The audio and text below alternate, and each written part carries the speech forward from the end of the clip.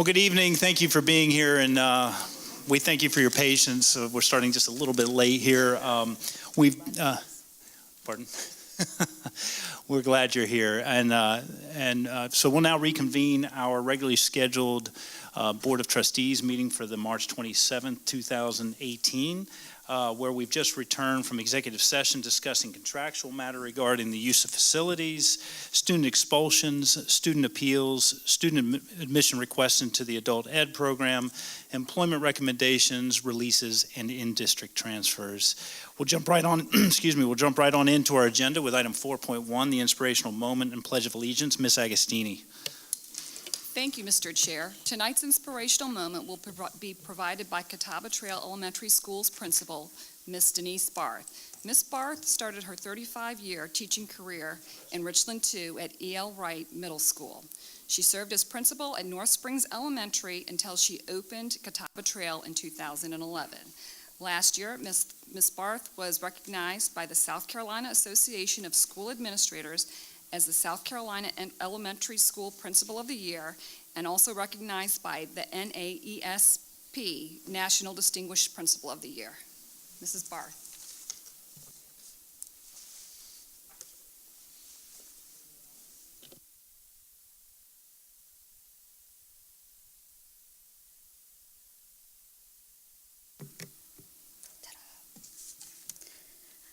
Good evening, Chairman Plank, board members, Dr. Davis.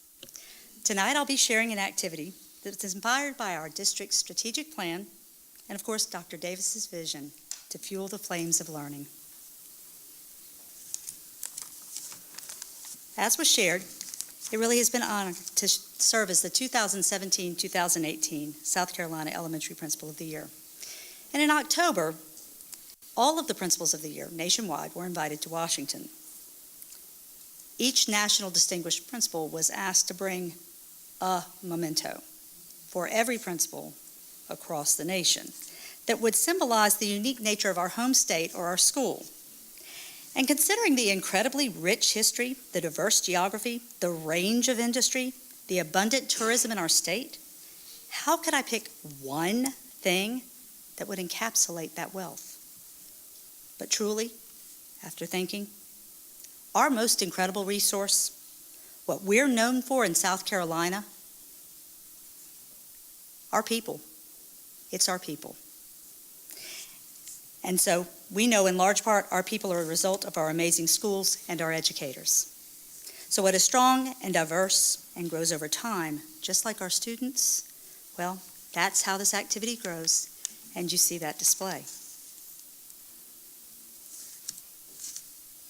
So as they looked at that display, they read a card, and here's what it said. Handpicked from my childhood beach home, Isle of Palms, each shell is as unique as a fingerprint. Chosen specifically for how they feel. The shells are symbolic, and much like the wand, the shell will choose the person. Just like the children and adults that we're blessed to be with every day, the outside rarely shows you the full beauty of the inside. And only by taking the time to truly feel will we know the difference. Some are thinner and more fragile. Some are thicker and show the scars of time and hardship. Yet all survived and thrived and graced the sand of the beach that enjoyed the last glow of the solar eclipse totality on August 21st, 2017. When you pick one up and you have them in front of you, you let it turn in your dominant hand, and you find the natural place where your thumb or your fingers rub the patina. Often the outer ridge of the shell fits in the curve of the palm or between the fingers a certain way that resonates with you.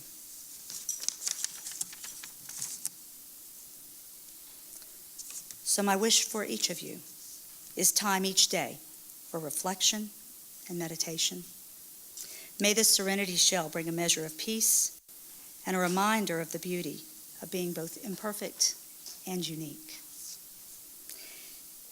They each also had a copy of our book, and we're known for that at Catawba Trail. Our book this year is You're Here for a Reason, and I want to end with just the very last page. And this truly is the message to each of you as well, and everyone in this room, and everyone in Richland too. You're here for a reason. If you think you're not, I would just say that perhaps you forgot. A piece of the world that is precious and dear would surely be missing if you weren't here. If not for your smile and your laugh and your heart, this place we call home would be minus a part. Thank goodness you're here. Thank goodness times two. I just can't imagine a world without you. And that is what every child had read to them the first day of school. And that is what each of us need to remember. Please stand for the pledge.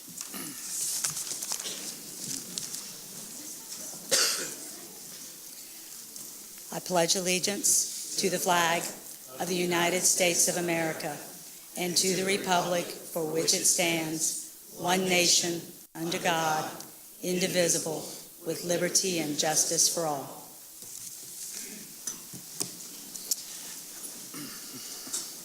Thank you so much, Ms. Barth. That was wonderful, and I know for all of us on the board, if visiting your school, you leave with the book for that year. So thank you so much for that, and very touching. We appreciate all your years of service as well. Thank you. Now move on to item number 5.1, the approval of the agenda. May I get a motion?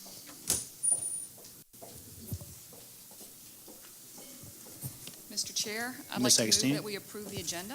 Motion's been made by Ms. Agostini to approve the agenda. May I get a second?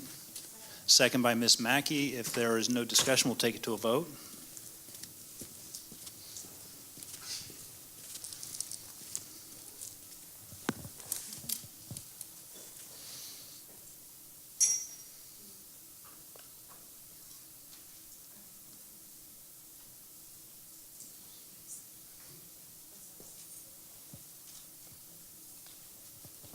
Motion passes 7-0. Thank you very much. Next up is item 6.1, student focus. Dr. Davis.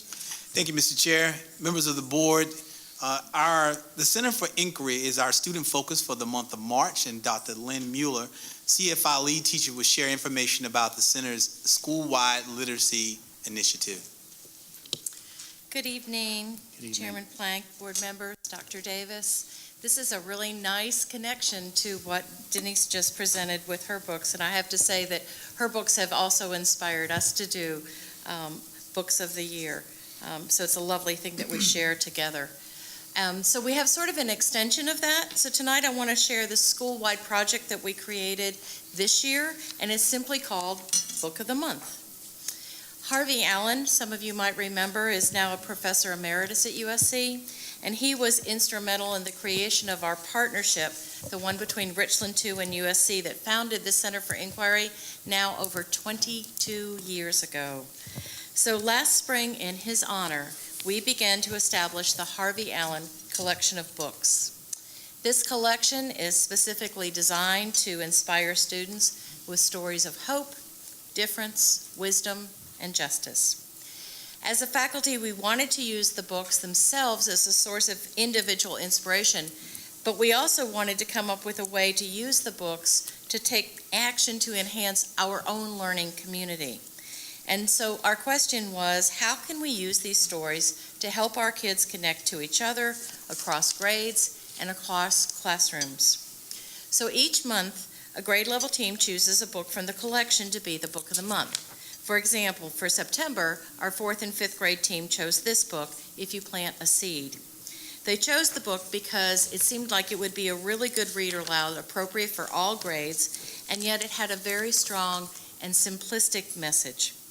Every class read and discussed the story, and as you can imagine, all the kindergartners as well as the 5th graders had wonderfully powerful and insightful things to say. But we still wondered, how do we share these students' ideas across the classrooms?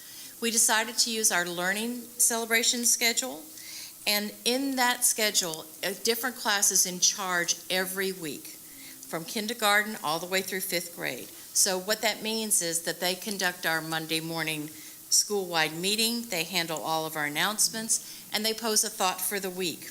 And then on Friday afternoons, we all come back together and have a learning celebration where the kids highlight what they've been learning for the whole school and their parents. So what we found was, with their thoughts for the week, they began to make substantive connections to the book of the month, like this one, Let Today Be the Start of Something New. And the kids, I have to say, they design and create the thoughts for the week. And the class in charge of that celebration this week also decided that what they wanted to do was share what they had done with respect to the book, in addition to the things that they were learning. And here's an example. In Suzanne Pender's third grade classroom, the students illustrated connections to this book of the month, Maybe Something Beautiful, How Art Transformed a Neighborhood. And they connected it to their study of South Carolina history. This book is the true story of how one neighborhood was changed by one artist. Students were inspired to look into South Carolina artists, and they looked at folks like Pearl Fry, Jonathan Green, even Chicken Man Ernest Lee. And they researched the way that those South Carolinians have been instrumental in changing all of our communities. When we had How to Heal a Broken Wing, Susan Bolte's fourth grade classroom addressed the book of the month by conducting a classroom inquiry into kindness. They examined how kindness translates into building a classroom, but also how it really enhances their learning. And they created and performed a skit for us to illustrate their ideas at their learning celebration. Dr. Johnson's fifth grade class recorded and tracked all the discussions that they'd had of the books. And they wanted to see how the books themselves helped them to have more meaningful conversations about both the content of literacy as well as social issues like race, gender, and equality. And what they found was patterns and trends like how authors develop story characters, central themes across multiple texts, and then they worked on applying what they noticed to their own writing. So we didn't really know it at the time, but having each class share their responses to the book of the month became a really powerful connection between our classrooms. And this connection gave us a level of support and encouragement that we believe really nudges our community of teachers and students and helps us experience a variety of global perspectives. In our CFI mission, it says, we are responsible for developing ourselves as more thoughtful, caring, and intelligent people who delight in learning and are committed to a more compassionate, equitable, knowledgeable, and democratic world. That's a lofty statement. But we found that this very simple strategy helped all of us share across our school, and we think it's helped us come a few steps closer to accomplishing the vision that's in our mission. Thank you. Thank you so much. Do y'all have any questions? Any questions or comments from the board? Thank you. Thank you so much. Okay, next up we have our item 7.1, special recognitions. Dr. Davis. That's for you. Yes, I know. I was. Yeah. They're here. The champs are here! Woo! The champs! Woo! The champs are here!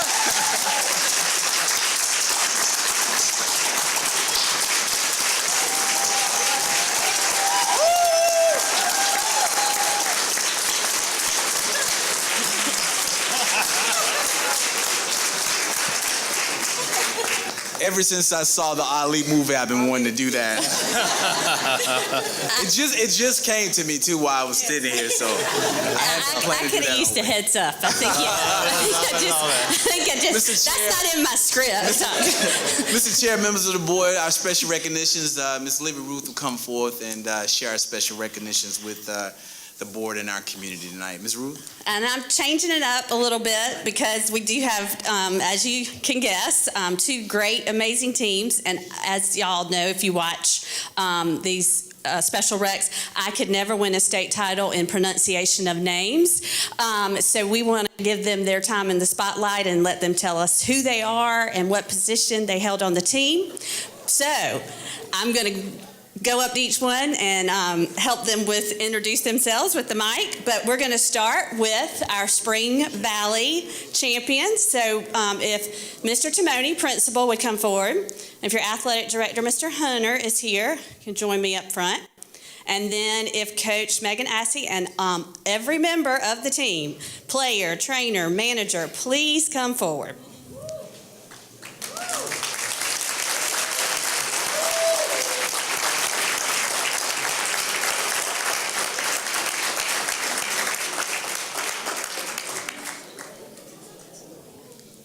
While they're making their way up front, let me tell you that the Lady Vikings, in case you don't know, took on Wade Hampton in the 5A girls final on March 2nd at the Colonial Life Arena. After overcoming a slow start, Spring Valley defeated Wade Hampton 49-37 to win its third state title in 4 years, the fifth since 2009, and the sixth overall. I think Dr. Davis said it that night or later the next week. I'm pretty sure you can classify the Spring Valley girls basketball team as a dynasty.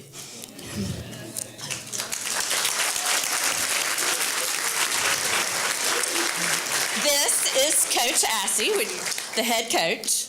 Would you like to tell us You who want you to tell are? your name? Lawson. Lawson, Hi, Pamela Key, assistant coach. assistant coach. Takira Wiley. I'm a guard. What grade are you? 11. 11th, all right. Destiny Coleman. I'm a power forward, I guess, small forward, and I'm in the 11th grade. 11th grade. Jordan Garza. I'm a junior and I'm a forward and a guard. We're going to get caught up on that. Hi, I'm Kimberly. I'm a junior and I'm a small forward. Very nice. Go ahead. I'm Kennedy Taylor. I'm a guard, and I'm in the 11th grade. Coach Assey, you have, a lot of people returning. So, there's probably going to be an expectation that, just saying. No pressure. No pressure. No pressure. I'm Deanna Etheridge. I'm a senior, and I'm a guard. I'm Lauren Taylor. I'm a sophomore, and I'm a power forward and center. I'm going to ask my board member who's back here to shake hands. Super fan. He's going to come out and shake the hands. Okay. Did I get you? Mm-hmm. Okay. Tell me again because I didn't hear you. I'm Lauren Taylor. I'm a power forward and center, and I'm a sophomore. Sophomore. I'm Christian Wall. I'm a senior and a guard. Do you have plans for after high school? Yes, ma'am. Where are we going? I think I'm going to Augusta University. Very good. I'm Kayla Taylor. I'm in 11th grade and I'm a guard. Now, I have to say, y'all played in front of a huge crowd in the Colonial Life Arena. This is nothing. Do not let that intimidate y'all. I'm right here with you. Hi, I'm Ashley Williamson. I'm a junior and I'm a shooting guard. Hi, I'm Delana Bailey. I'm a sophomore, and I'm a guard. My name is Solara Bynum, and I'm a manager. What year? I'm a junior. Junior. My name is Jepnea Askew, and I'm a manager, and I'm a senior. What are you doing after? I'm going to college. Very good. Do you know where yet? UNC. UNC. Did you hear that, Dr. Davis? She's going to University of North Carolina.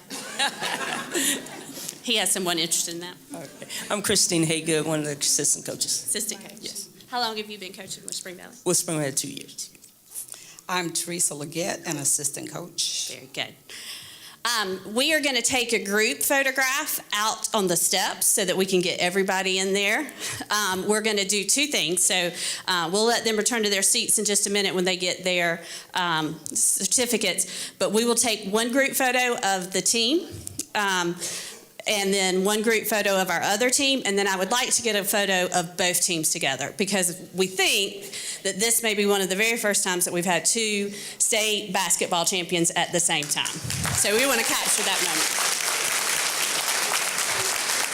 Thank you, Tuba. All right, ladies, you may return to your seats. Congratulations.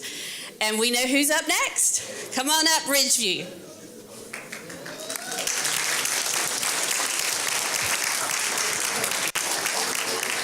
How are you? Thank you for doing that. Amazing. Love that.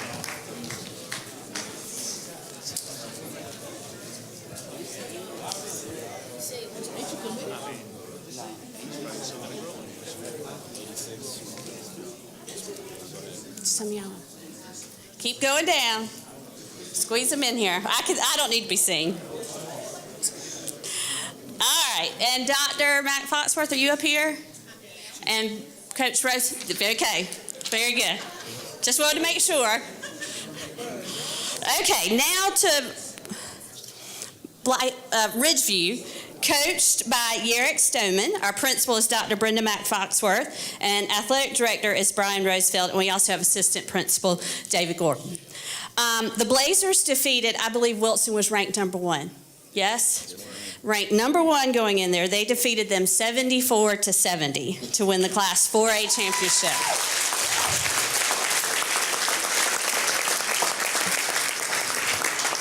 This is the first state title, team title for Ridgeview. Is that correct? We had thought that this was the first boys state title in the district in basketball. But some really sharp people did some research, and evidently back in 1953, I think it may have been Perone, won. So we in our office decided that in this century, and some of our younger said in modern times, this is our first team. But since 1953, we have been on a drought for no boys basketball championship, and these fellows ended it for us.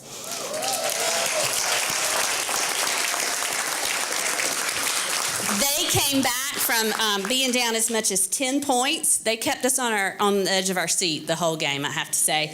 But they went on a 13-1 run to take the lead at 66-55 with 4 minutes and 3 seconds left. They shot 65.2% in the second half, including 5 of 7 from the three-point range. And now we're going to meet our team. Hold on a second, my lovely assistant, Shelly Kriegshaber. All right. Javon Benson, a sophomore in the red shirt. A red shirt in high school? Oh, no. Anderson Benson. Yeah, I'm Benson. Benson. Okay, go ahead. Dominique Harris, assistant coach, statistician. Dominic Harris, assistant coach. Jaron Green, 11th grade guard. Not red shirt. I'm Javon Anderson. I'm a guard, and I'm in 11th grade. There's yours, Javon. 11th grade guard. Yeah. Yes. Fred Buxton, assistant coach. How long have you been coaching? 2 years, man. Corbin Landers, assistant coach. 5 years experience. You're a coach. I know. Oh. I really thought y'all are throwing me for a loop here a little bit. I'm on that list.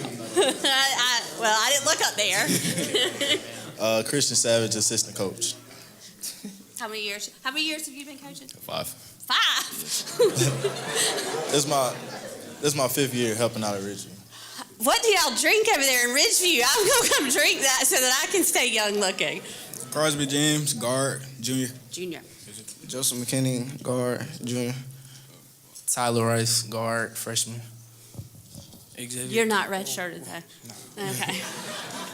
Xavier Parrott, guard, junior. Cameron James, sophomore manager. Trayvon Balknight, senior, guard. Do you have plans for? Yes, ma'am, college. Do you know where yet? Or are you still? Theo at St. Andrews. Very good. Patrick Jenkins, forward, sophomore. Quentin Covington, forward, junior. Brendan Bynum, guard, junior.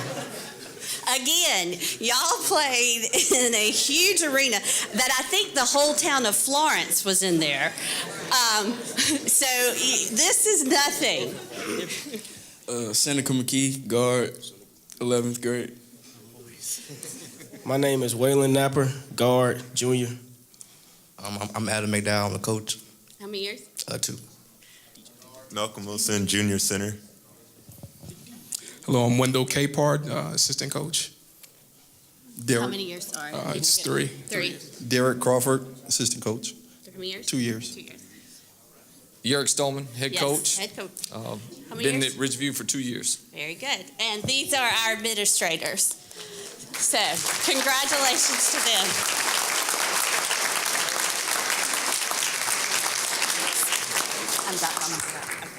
While we're finishing giving out the certificates, I want to do one thing. My husband is a Little League coach, and at the end of every season, he pulls his players together and he says, now, I want you to go thank the people who made this season possible. Not me, the coach, but some other people who got you to practice, who came to your games, who bought you the shoes that you outgrow all the time, who buy the new uniforms, who buy the practice jerseys, who buy the equipment, who give you the private lessons, and those are our parents. So tonight, with the parents of these great players, please stand so we can thank you. Spring Valley and Ridgeview.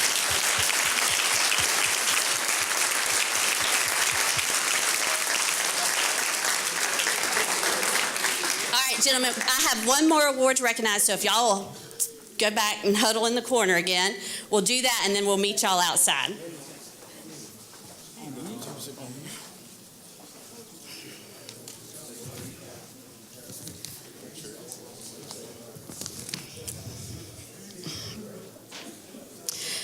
Now, can you imagine how hard it would be to officiate one of these basketball games and be expected to make quick decisions, keep up with players, watch 10 players at one time, and maybe put up with a little heckling from, I don't know, fans, parents? Not that we ever do that.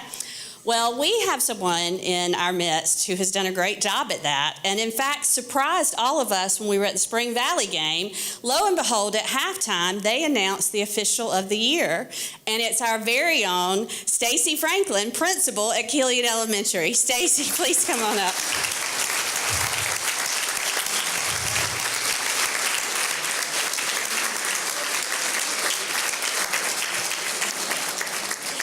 Stacy was named the South Carolina Basketball Official of the Year by the South Carolina Basketball Officials Associations. Out of 894 officials in 12 different districts, he was named the best for 2017-2018 year. Stacy has been officiating for 22 years. The association director tells us that officials are evaluated after each game on how well they communicate with coaches, players, and sometimes the fans, how well they hustle, the calls they make, and their positioning. And Mr. Franklin is ranked in the top 5%. Plus, he does very well on an annual exam. If you don't see him at the high school exams, you can find him officiating at small colleges, the North-South All-Star Game, and many state championship matchups. But he did not officiate ours, correct? Correct. But most of the time, at least Monday through Friday, you can find him as our wonderful principal at Killian Elementary, Mr. Stacy Franklin.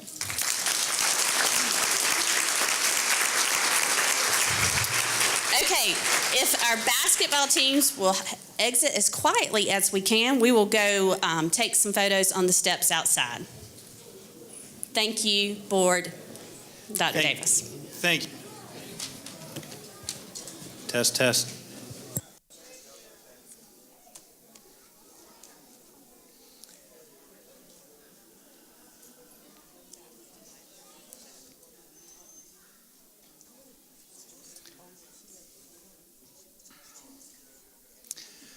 Well, thank you, Ms. Ruth. Thank you, Dr. Davis. And, the core four values of us as a board are success, professionalism, integrity, and family. And it's just neat to have this time where everyone's laughing, having a good time, and cheering those wonderful teams. And we just thank the coaches, the assistant coaches, players, the managers, the parents, and even our officials for doing a job well done. And we're just so grateful to have 2 state championships in the house. So we'll now move on to our to 8.1, approval of the consent agenda. May I get a motion?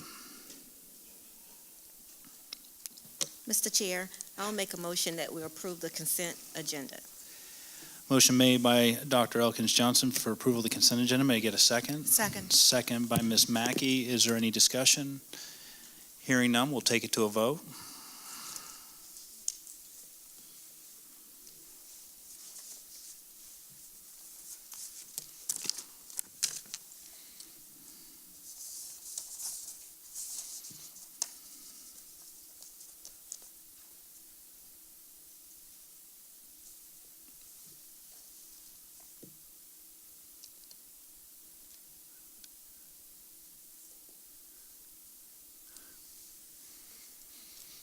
Motion passes 7-0. Thank you. Next up is our first public participation. And we have three individuals signed up. And before I ask you to approach, I'll go ahead and read the guidelines for our public participation. The meeting is recorded and will be available for viewing on YouTube. You'll have 3 minutes to present. And just for your knowledge, the board will not be responding at the conclusion of your comments. Please refrain from using specific references to school personnel or students. And we ask that when you start, one, you'll activate the microphone and then state your name and address for the public record. I've put them in alphabetical order. However, the first two have asked to be 1 and 2 that are not in alphabetical order. So let me start with Reverend Patsy Malinuk, if you would approach the lectern.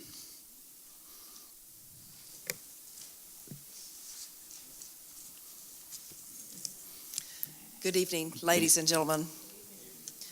I'm the Reverend Patsy Malinuk, and I'm a priest at Trinity Episcopal Cathedral in Columbia, and I'm a resident of District 2. About a year ago, when I heard about the group, what we call at the time Justice Ministry, I was quickly brought into the need to be part of that, and I have had no regrets about that at all. It is called More Justice officially, which is the Midlands Organized Response for Equity and Justice. And I'm here tonight with several other people from our organization, 5 or 6 other people. More Justice is an interfaith coalition of about 27 faith congregations. We are very diverse. That's one of the great beauties of it. We're diverse in race, in socioeconomics, in geography, and in religion. So we've come across these lines with a common bond to fulfill our scriptural mandate to do justice and to powerfully address serious community-wide problems in that. This fall, when we really got rolling, we held 87 house meetings where more than 750 local residents were in attendance. During that first event, the house meetings, which went on for a couple of months. During that, we all shared personal experiences and stories around each person's concerns to answer the question that we were given, what kept us up at night? It's a really great question. And hundreds of people shared experiences around the area of education and equity, and namely, many of them around harsh, unequal school discipline. After that time, we had more than 550 more justice members come together, and we voted in a general way to prioritize what would be the focus of our interests for this year. And we chose both mental health as well as education for research and for action.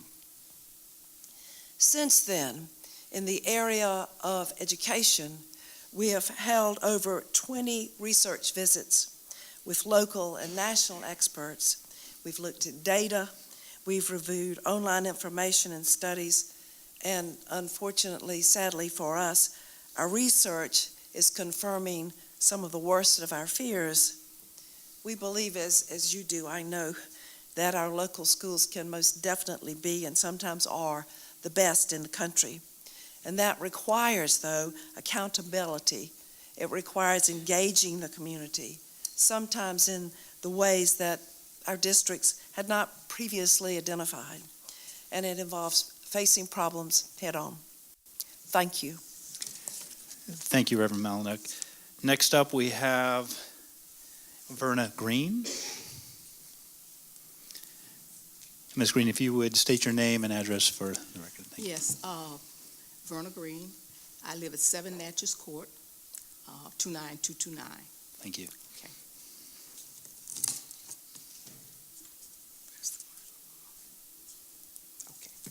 Yes, good evening. Good evening. I attend St. John Neumann Catholic Church.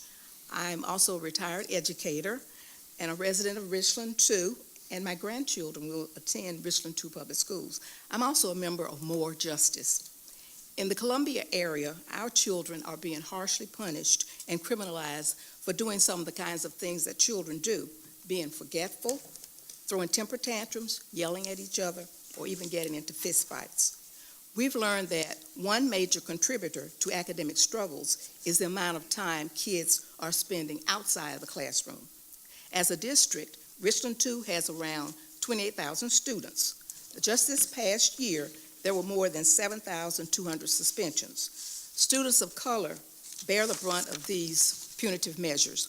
When you break down suspensions by race, in 2013-14, 1 in 10 white students enrolled was suspended. 1 in 4 black students enrolled was suspended. We've heard the narrative that if a child is being kicked out, he or she is bad or dangerous. In reality, according to the South Carolina Department of Education, of the nearly 8,000 out-of-school suspensions among Richland 1, Richland 2, and Lexington 2 in the year 2013-14, less than 1% were classified as violent or related to drugs or weapons. Kids who are suspended once are more likely to be suspended again, expelled, or even arrested from school, and they're more likely to drop out. Punitive school discipline and poor school climate are connected to increased bullying, poorer academic performance, more time outside the classroom with the potential to get into trouble, and a lower number of teachers feeling supported in their job and sticking around. Our kids, teachers, and administrators deserve the robust tools necessary to foster an environment of consequences and responsibility, and one in which our students are being taught.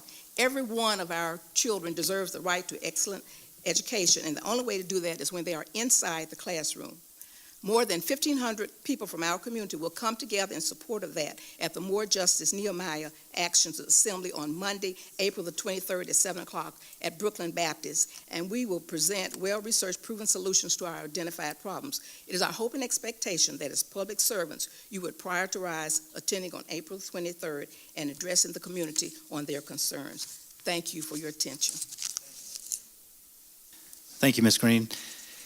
Next up, Anaya, is it Onley? Anaya Onley, is that correct? All right. And if you would state your name and address for the record. Thank you.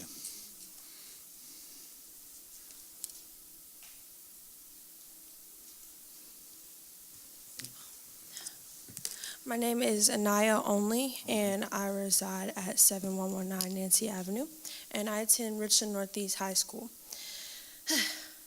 Good evening. Good evening. As you can see, I've come to address and speak my piece on a particular issue that I have with the dress code policy. I've recently been informed by my teacher or administrators, principal at my school, that wearing traditional head wraps at school is not allowed. I was informed in a way that made me feel attacked, not physically, but the way that, like in a verbal way. I was at lunch and my teacher told me that I couldn't wear that, and I simply explained to her that this was a part of my cultural identity and not harming anyone in a way that would be gang affiliated, inappropriate, or sleepwear. I feel like the dress code is inappropriate to me, and I feel as though it is inappropriate because why can't I represent my cultural identity, my African, my ancestors, while at school, not disrupting anything or anybody during school. And I feel as though the separation between traditional headwear and harmless headwear is not as clear as it should be.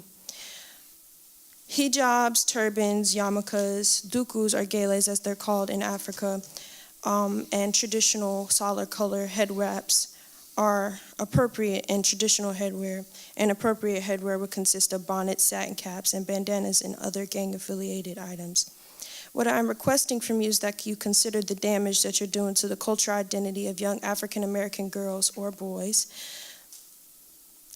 who are feeling ignored, like their culture does not meet the needs of people or meet the expectations of people. And I think I speak for all of us when I say this, that my culture shouldn't be demonized or lessened when Muslims can wear hijabs and turbans, and we can't celebrate our cultural identity, and they can do so freely. Thank you. Thank you, Anaya. Thank you very much. Appreciate each of the comments. It's always a little scary to get up and speak publicly, so we appreciate your courage.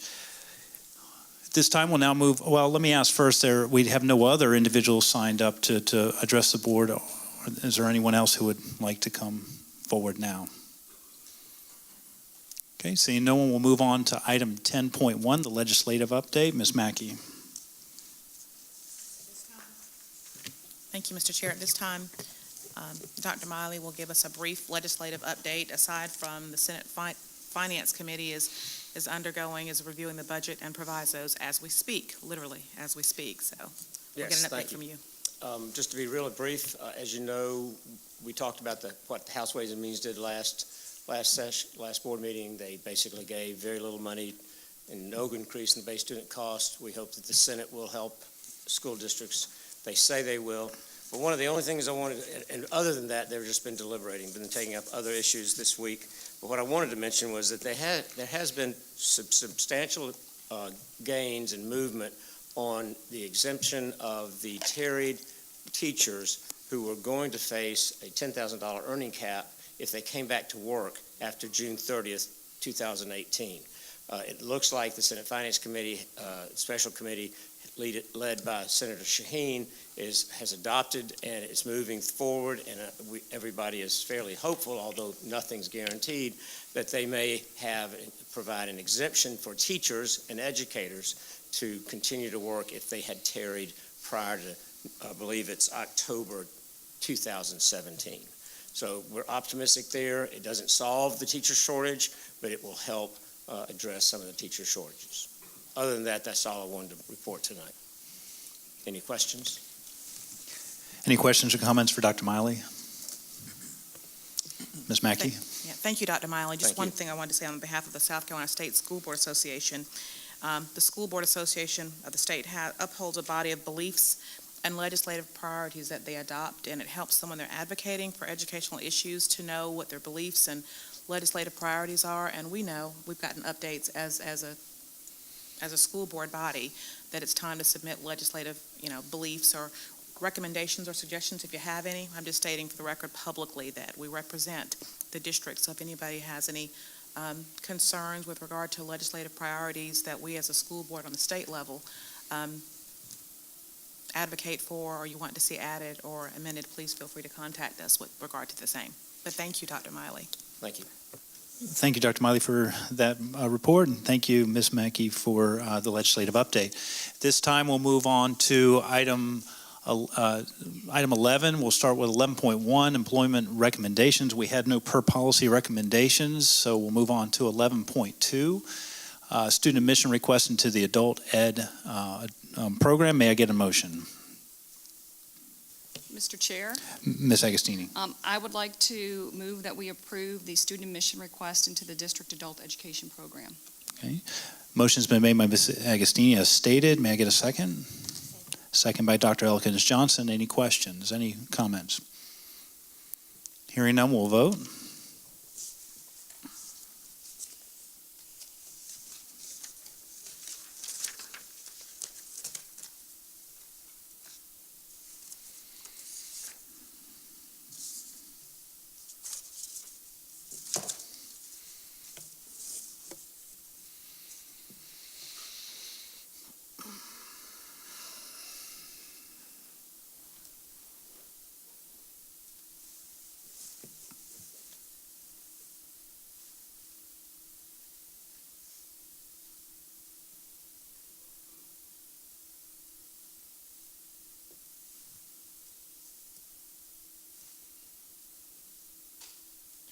Are you waiting on someone to vote? Does anyone have a window up? Let me go ahead and get a hand vote on this. All in favor? Motion passes 7-0. Thank you very much. Now move on to item 11.3, student expulsions. May I get a motion? Mr. Chair. Mr. Manning. I make the recommendation that for students 1, 2, and 3, we uphold the district's recommendation. Motion's been made by Mr. Manning for students 1 through 3 to uphold the district's recommendation. May I get a second? Second by Dr. Caution Parker. Any further questions or comments? Hearing none, we'll vote.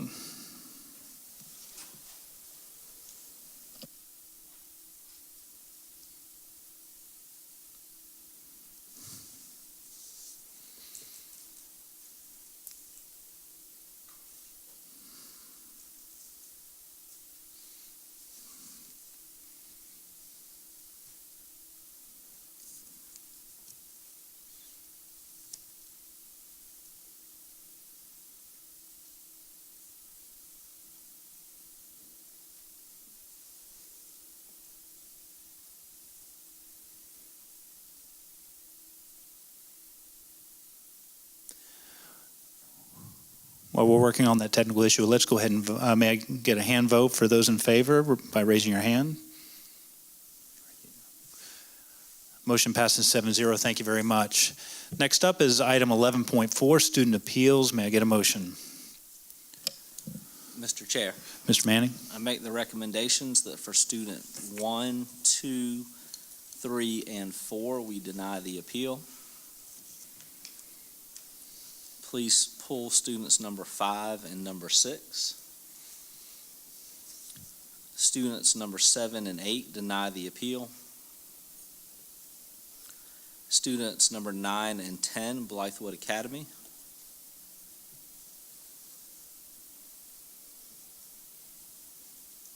Student number 11, Blythewood Academy with Loredak.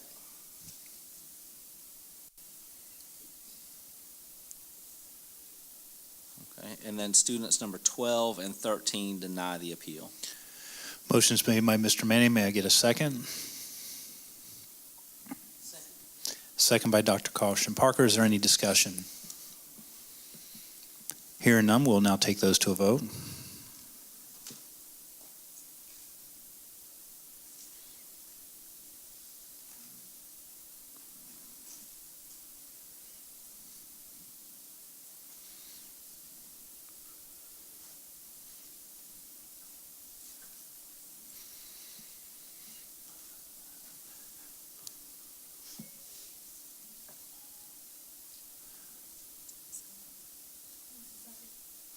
The second on that was Dr. Caution Parker. Those in favor, if you would, show by raise of hands. Do we want to see the? Oh. 7-0, and if we could, Mr. Manning, if you would take a look at that motion, just confirm that, please. Yes, sir. Let me.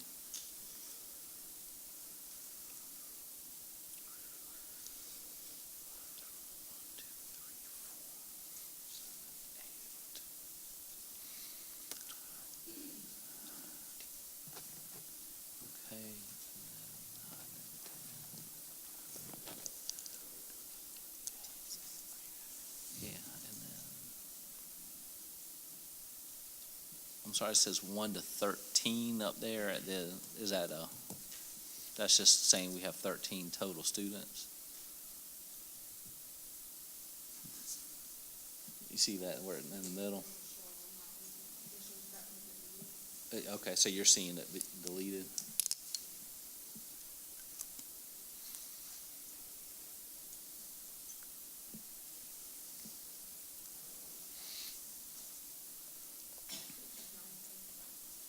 That's right, 9 and 10. It just should be where it says 1 to 13 should be deleted, and then student 11 is correct. Okay.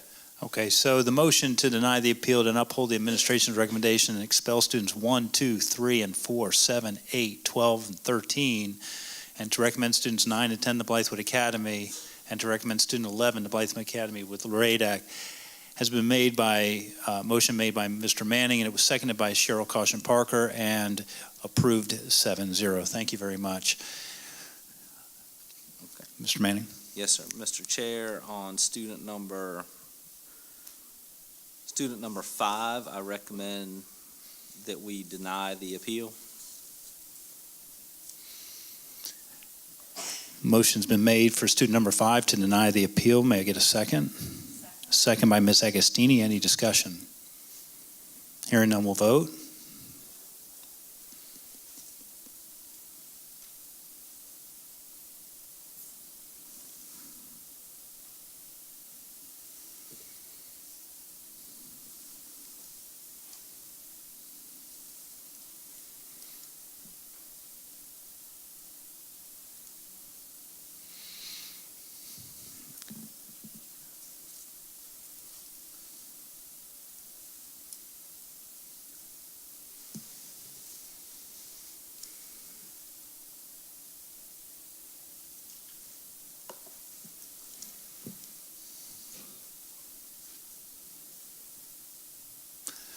Motion passes 5-2. Thank you very much. Mr. Manning. Student number 6, make the motion to deny the appeal. Motion's been made by Mr. Manning to deny the appeal for student number 6. May I get a second? Second by Ms. Agostini. Any discussion? With no discussion, we'll vote.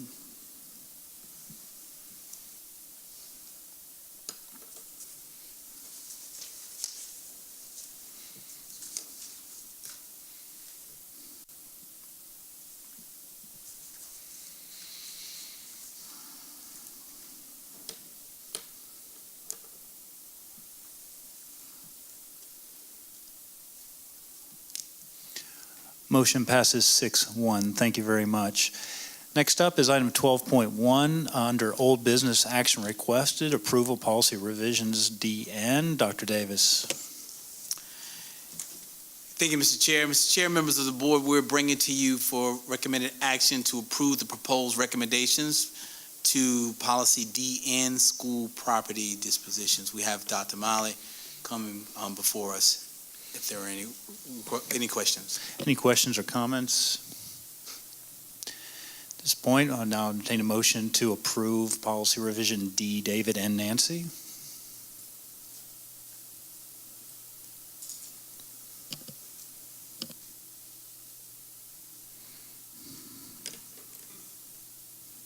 Mr. Chair, Ms. Agostini. I'd like to move that we approve the DN policy.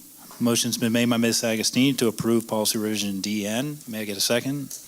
Second by Dr. Elkins Johnson. Any further discussion? Hearing none, we'll vote.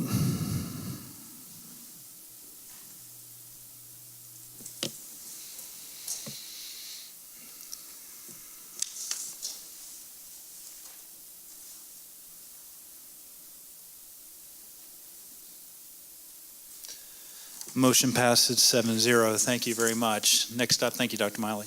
Next up, we have item 13, which is our new business no action request, and we'll start with 13.1 policy proposals. Dr. Davis. Mr. Chair, members of the board, we're bringing before you the following policy for proposal. Policy GCK, professional staff assignments and transfers. GDJ, support staff assignments and transfers. And we have Ms. Shawn Williams, our Chief Human Resource Officer, before you to answer any questions regarding these policies. Thank you, Dr. Davis. Any questions or comments from the board? Mr. Chair, I have one question. Dr. Elkins Johnson. As I was reviewing the policies, I noticed that the window dates to make your motion for transfers were different for the certified staff and the classified staff. Can you explain why? That is in a policy currently as well, giving principals the opportunity to focus on certified staff, and then secondly on the classified staff over the summer. Okay, help me out. The dates still can't be the same? Why should the dates be different for each one? It hasn't been past practice. It's been a month. What we want to do is allow principals to focus on the certified staff because that's where the teacher shortage is.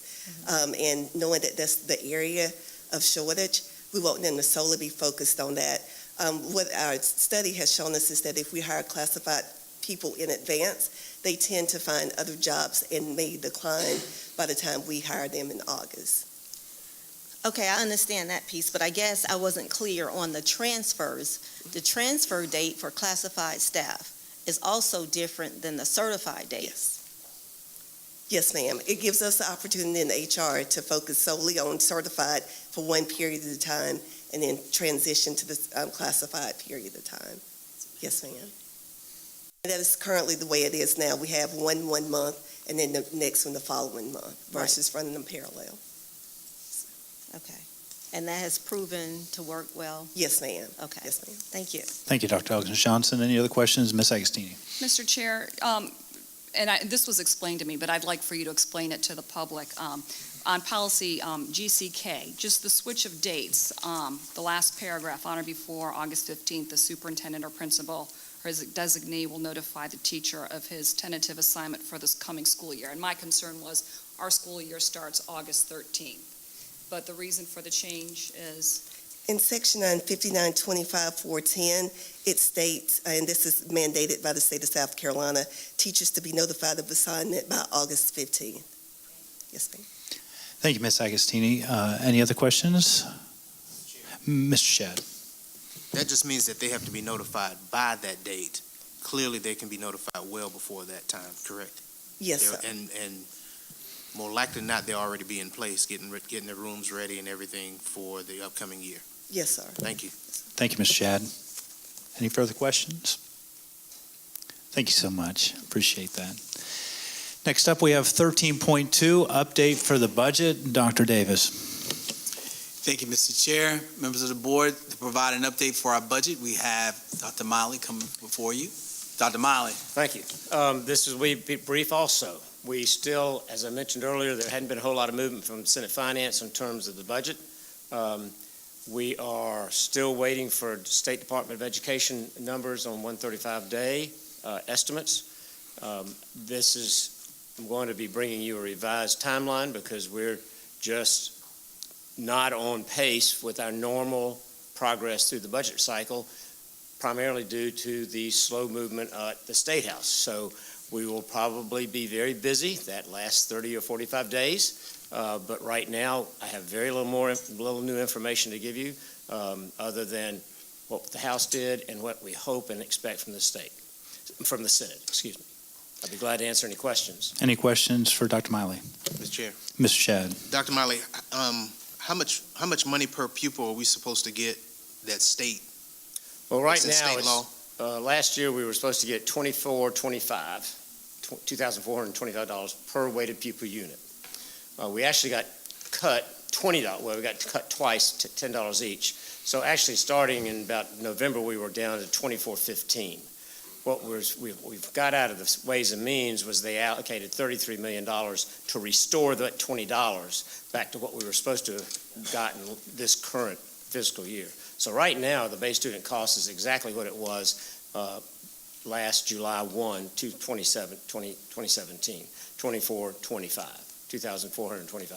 It's supposed to be a little over $3,000, as you know. It's about $500 per weighted pupil unit. $500 per pupil? Weighted pupil unit that's what it's supposed to be. It's supposed to be a little bit over $3,000, which at our weighted pupil unit count of about 37,000, that's roughly $17 million of additional funds if the state funded the the base student cost as required by law. So $17 million roughly is what we should be getting, but we are not going to get that. If the base student cost is fully funded at state level as required, we would be getting additional $17 million in our budget from the state. Yes, sir. Thank you. Thank you, Ms. Shad. Any other questions, comments? In addition, that would be annually. That would build upon itself each year. So it's not a one-time loss, to Mr. Shad's point. It's year in, year out. Absolutely. Okay. Well, thank you for your good stewardship. Appreciate that very much. At this point, we'll now move on to 13.3, update on security. Dr. Davis. Thank you, Mr. Chair, members of the board. We're going to give you an update on our security and safety, and presenting that update this evening is Will Anderson, Mr. Anderson. Thank you, Dr. Davis. Mr. Anderson. Thank you, members of the board. I'm happy here to give you an update on our safety and security in our district. First, thank all the people involved who make sure our schools are safe daily. That's our partners in our safety, in our emergency management division, our staff here, Mr. Chuck Earls, Mr. Eric Barnes. They're our district staff who do a phenomenal job of making sure that we have a very safe and secure environment. Their expertise in their field is bar none, and we've got districts across the state who want to mirror some of the things in our guidelines that we do. So very thankful for them. Thankful for our communications department who helps out with making sure that the message gets out, and our principals and administrators and teachers in our school who work hard every day to make sure those kids and people are safe. So really want to thank them. And I have a clicker. So in terms of safety and security, a lot of times we hear that it's our facilities and our buildings, and those are very important. We want to make sure those are safe, but the people is a very important aspect too. And so I wanted to talk basically in two areas: the people, the processes and procedures, and the physical aspects of our safety and security measures. So let's talk first about the people and processes. So people are very important. We need to make sure that the people are doing what we ask them to do and the things we do to make sure that our campuses, our children, our staff and visitors and partners are safe. So one of the first bullet is district-wide emergency procedures. That's annually updated. Mr. Earls and his team annually update that. They collaboratively work with other organizations to make sure that's updated. That's then shared with the schools, who then make site-specific district procedures for their sites. That includes an array of things to make sure that the facilities and everyone is safe in those buildings. From that, you have the emergency planning and drills that each site and each school do. They do a lot of emergency planning throughout the year of what they should do in a situation, and they practice those. As state law requires, as we've talked before, the only thing required is to do the fire drill, and we go above and beyond that with many drills: fire, tornado, earthquake, active shooter, lockdown, etc. And we go above and beyond what the state requires and do those yearly and do many of those drills. We do tabletop drills where we get down and sit down and discuss these types of emergency planning and bring in collaborative groups from our community, the police, fire, EMS, etc. We have school resource officers in our high schools and middle schools and some of our elementary schools who are also a presence who have a lot of duties, but they're another safety and security presence who's trained in emergency management and trained in making sure that our facilities are safe. We're one of the only districts that I'm aware of or in the state that has a district-wide security force. We have a lot of full-time officers, but if you include our part-time officers, we have over 90 people who are trained in different types of things to make sure that our schools are safe. We're really looking at how we can best utilize that security force now, and so we're hoping to continue to evaluate that and see how we can better utilize that security force. But that's another presence we have in our district that does a lot of things of shutting doors and making sure people are following the procedures. And we coordinate with other agencies, making sure that our sheriff's department, our EMS, fire are all involved in making sure that we are doing what we're supposed to do. The people are doing what they're supposed to do to ensure the safety and security of everyone in those buildings. In regards to the physical aspects, which is also important, we want to make sure that our facilities have everything in place to be safe facilities. Just as everything changes, things change. So we yearly use capital improvement funds, 8% funds, to make enhancements to our buildings for security purposes. That's a wide range of things that we want to make sure that we're keeping up to date on our facilities so that they're secure and safe for our students and our partners and our teachers. We do annual security audits. That's the SROs and our safety and security team do those to make sure that we have safe and secure buildings and that the people are also following those steps that we've outlined. We have safety audits, which is different from security. The safety is done in terms of more of a hazardous things that may happen in our buildings, insurance standpoint, if there's anything, tripping hazards or unsafe equipment, we have those as well to make sure that those things are working and that we don't have any furniture blocking exit ways, things like that. And then our facility planning, we make sure that we yearly update our facility planning, and as you all are aware, we're working very hard to continue to update our 10-year facility plan, and facility planning is safety and security is always a priority. And as you guys seen in the past, our guiding principles for our facilities, this document, and you can see the top one is safe and secure. So as we continue to develop our long-range facility plan, safety and security is one of those top bullet items that we want to make sure we address.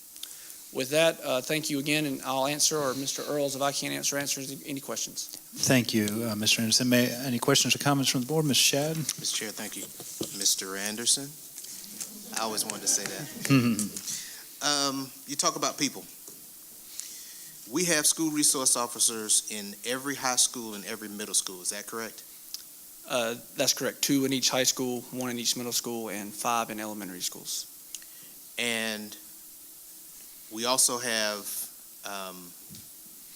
assistant principals, monitors, administrative assistants, right?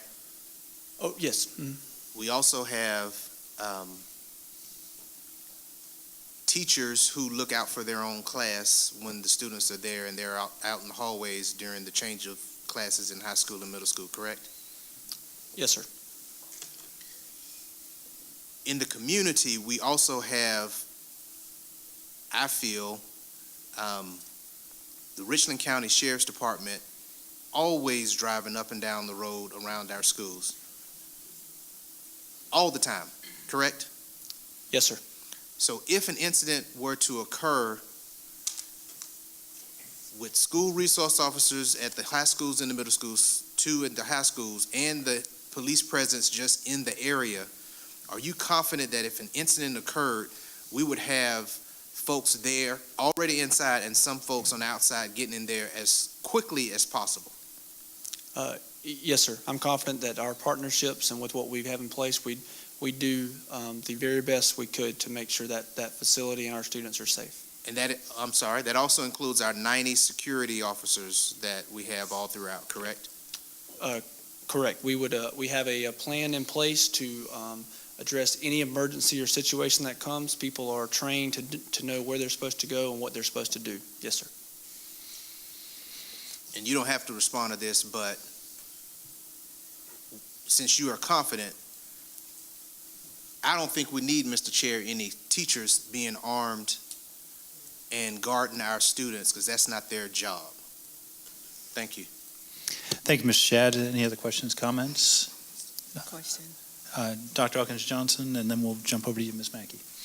Mr. Anderson, just one question. With R2I2 being such an open facility, what are some additional measures of safety that we have in place? Because we do have students here, but we also share it with the library and different events going in. So how can we be sure, or what are some new additional measures safety measures that we have in place that someone can't just come off the street and just come into R2I2 and go to one of our classes pretending to be going to an event? Because that's been heavy on my mind. We have procedures and processes in place, and we have things in place to make sure that things do not happen. Respectfully, I'd like to not address those publicly, and can speak to you privately about the things, to not open up to broadcast that. But I feel safe in this building. We feel like we have our students are safe, and we're going to continue to evaluate what we have here, and we have a plan in place to address that. Thank you. I just wanted you to put that on. Yes, ma'am. Thank you, Dr. So people can see that we do have measures in place. Yes, ma'am. So thank you. Thank you, Dr. Elkins Johnson. Ms. Mackey. Just want to thank you for your presentation and for their ongoing efforts of district staff and the community as a whole to keep our schools safe. One of the things I wanted to be able to say or ask you openly, there was some information shared by a parent in our community who has a child at a private school. And as a part of their procedures for safety drills or school shooters, whatever they want to call it, someone being in the school or active shooter or that type situation, the kids were tasked with certain responsibilities that they probably shouldn't have been. And I've gotten some questions about that because it was a post on social media, so I got some questions, and I had to confirm to them that it was a private school, it wasn't a Richland 2. Just wanted you to be able to confirm and to say openly that we don't task our students with any responsibilities of engaging with an intruder or someone who is intending us harm, that we don't task our students or teachers at this point, Mr. Shad, or teachers with any task to engage anyone who intends to do us harm, that we have people in place to do that. That's correct. We want to make sure that the professionals do what they're supposed to do, and we want to get people safe. And so whatever means that is, We're not telling them you have to do this or that. Just survive. Thank you, Ms. Mackey. Mr. Manning. Mr. Chair. So I wanted to address, I know we talked about having SROs in our schools and the numbers that we have, and we just heard a presentation on our budget. I think it's important that the public understand that the commitment that we make to having resource officers here from a budget perspective, that I think this year with the increase I heard is coming our way, we'll be right at $1 million annually from our budget, which we gladly pay. It's $900,000. I heard there's going to be an increase this year, which will push us towards $1 million annually For our resource officers. I don't think we. So far, I have not had indication that that is approved by anyone. The governor had recommended $5 million statewide. It's a $60 million. But we pay problem. $900,000 a year now. Oh, we currently, yes. I'm sorry. I thought you were. No, I'm saying we funds. currently spend $900,000, and I believe there's going to be an increase in the cost for that because of retirement costs. There's usually an increase by the sheriff's office for Correct. our. So I'm expecting that to be at $1 million this year that the district spends and gladly spends, and that's our portion. The sheriff pays another part of that Correct. to cover that cost. So I just think people need to understand the commitment that we make for that safety element, and that didn't even include the 90 security officers that was mentioned earlier. So again, we gladly do that. I think folks need to understand that there is a cost though to that, and if we look to increase it, there's another $500,000 if we want to put them in every school. So that's all. Yes, go ahead. We actually have looked at that on several occasions, and to have 15 additional resource officers with the first year costs are over $1.5 million of operating costs. Yes. Additional, yes. Thank you, Mr. Manning. Any other questions? Well, thank you, Mr. Anderson, for your report. And, one of the refreshing things to hear right out of the gate is start with the easy things. I'm constantly telling my kids, just lock the door on the car, right? And so I appreciate Mr. Earls, Mr. Barnes going around to the schools, and they're just not two people who are just selected just randomly, extensive law enforcement background, Secret Service type of background. So just our community know that we are on top of security. That is one of our top priorities, and want to make sure the public understands that. So thank you for that great report. Appreciate it. Thank you. Next up is 13.4, update MTC building occupation opportunities in the Midlands certification. Dr. Davis. Mr. Chair, well, you've stated what it is, so if you don't mind, you go ahead and run right into the report. Okay. Thank you. Chairman Plank, School Board, and Dr. Davis, it's my pleasure to speak to you tonight on behalf of Instructional Support Services and our transition team. We have a couple of exciting things coming up that we wanted to make you all aware of. The first is, our Building Occupational Opportunities in the Midlands, BOOM for short. It is a partnership between several agencies in the area, the Building Industry Association of South Carolina, Voc Rehab, Midlands Workforce and Development Board, NEBA, and the three districts in the area, Richland 1 and Richland Lexington 5, and Midlands Tech. And the Builders Industry Association came forward earlier in last school year and shared that they have a shortage of laborers in the construction field, and that was a real concern for them. So we all came together and kind of came up with a way to address some of those needs through some of individuals that are kind of like our underutilized labor force, which would be some of our students who are going to be leaving us without a high school diploma. So those students that we work with in instructional support services through transition. We came up with a partnership where each school district selected 5 students to attend Midlands Technical College to take building construction courses there. As a result of the course, they will receive certification in building construction and their OSHA safety certification. Through our partnerships with Voc Rehab and NEBA and the Building Industry Association, they are also going to receive additional soft skills training in addition to what we already do here in the district. and they'll be working on job placement and really filling some of those needs at the end. So our goal is for all of our students in the BOOM program to be employed at the end of this school year. They are currently in the middle of that coursework at Midlands Tech. They've already completed the safety portion and they're on to the building section. Each of the school districts brought a different skill set in terms of where our students were in building construction. Here in Richland 2, we did something a little different. We pulled 10 of our students, who are interested in building construction. We had them come out to Blythewood High School and work with Mr. Ely. He's duly certified in construction and in special education, and he taught a pre-building construction class for those 10 students. From those students, we scored them based on a rubric, based on their skills, how well they improved, and then we did an intense interview session with them, and we selected the 5 that went on to Midlands Tech. So these are just pictures of some of the things that we did in the fall. MBCon also let us come out and tour 2 of their facilities, one right here in Sand Hills, the building of Discovery Place, and also out at Lexington Hospital.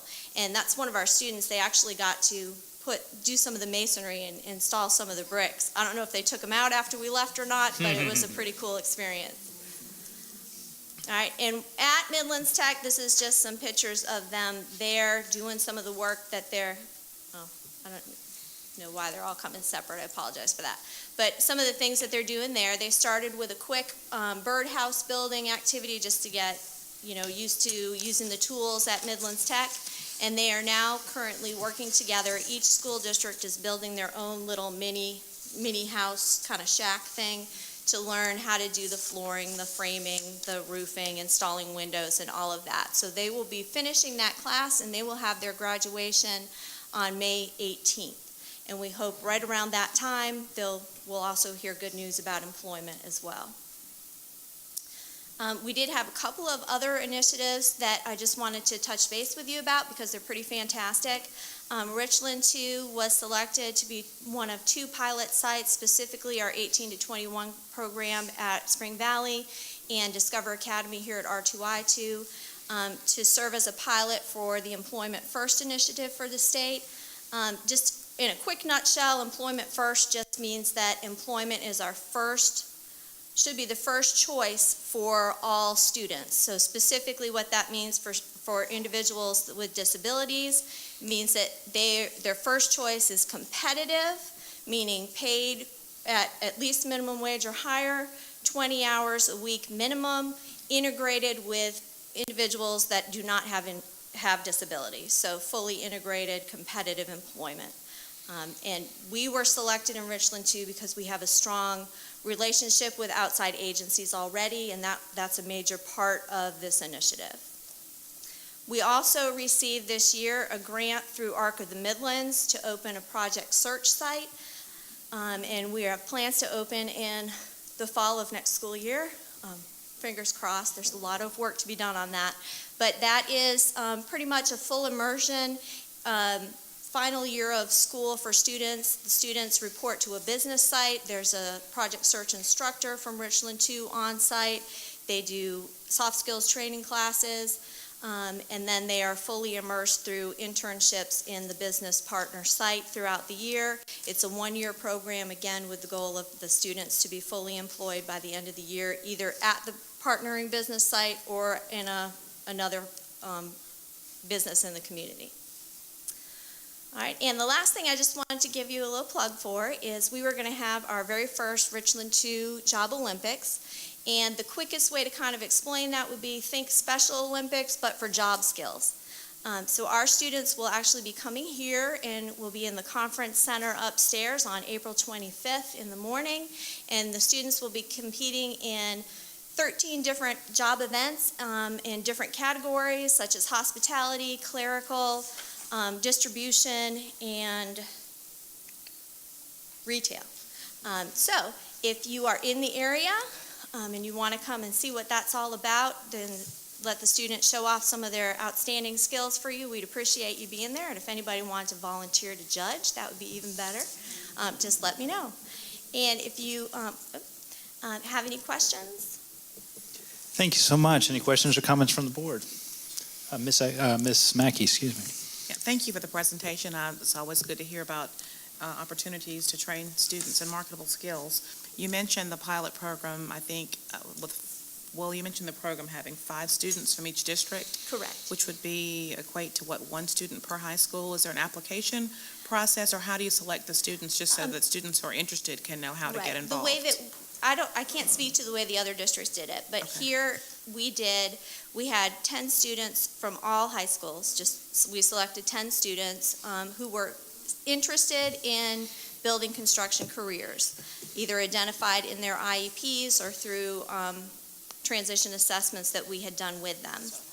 And out of those 10, we brought them to the pre-building construction class with one of our instructors in district, a couple of days a week, actually 3 days a week. And then from there, they had to go through an evaluation and interview process. Okay, just wanted to know how students who are interested can be made aware, that's all. Yeah. Thank you. It's through their transition specialists is how they become aware. Gotcha. Thank you so much. You're welcome. Thank you. Ms. Mackey, any other questions, comments from the board? Thank you so much for that report. Appreciate that. Okay, next up is item 14.1, agenda items for the April 10th, 2018 board meeting. Dr. Davis. Mr. Chair, members of the board, for the April 10th, 2018 agenda items, you see them before you. We have public input sessions on the budget at 5 p.m., student expulsions and appeals, readmission requests, personnel matters, legal matters, adult ed requests, special recognitions, faculty focus, legislative update, approval of policy revisions GCK, GDJ, proposals of future policies revisions, first reading of our proposed budget, Gear Up report, update on mentoring, and an update from the Fort Jackson Education Partnership. Thank you, Dr. Davis. That's quite a list. We'll be here about 4 hours at next meeting. Just as a note, the personnel matter and legal matters being executive session. Yes, thank you. Any other items for the next agenda or future agenda items? Mr. Chair. Mr. Manning. I have 2 items that don't have to be at the next meeting, but one I'd like, and maybe this is already coming up, but if not, I'd like us to review our nepotism policy. I think with the teacher shortage, we may need to review that and make sure that it's still where it needs to be to protect us and not be too restrictive to also allow opportunities. And the other one is I would like to review our policy on adult beverages at the community portion of our R2I2 facility. Okay, thank you, Mr. Manning. Any other input? Okay, thank you very much. Next up is item 15.1, which is our public participation. No one has signed up. However, if you'd like to address the board, now would be the time to do so. Okay, we'll now move on to 16.1, our board and superintendent comments. I'll start with my left with Mr. Manning. No comment. Ms. Mackey. Just want to thank everyone who has to be here and people who chose to be here.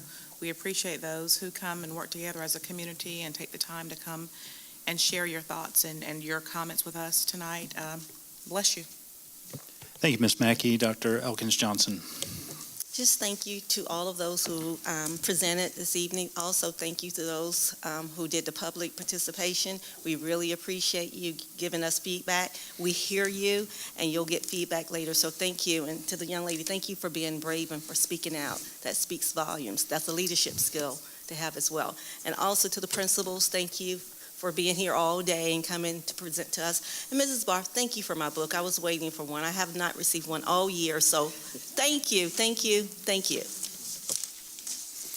Thank you, Dr. Johnson. Dr. Carson Parker. Thank you for a great meeting this evening, especially the inspirational message. Denise, thanks. The Harvey Allen Book of the Month Club. I remember that professor teaching me at USC 20 years ago. Gosh, that was great. The recognitions of our students, young lady, thank you very much for your comments.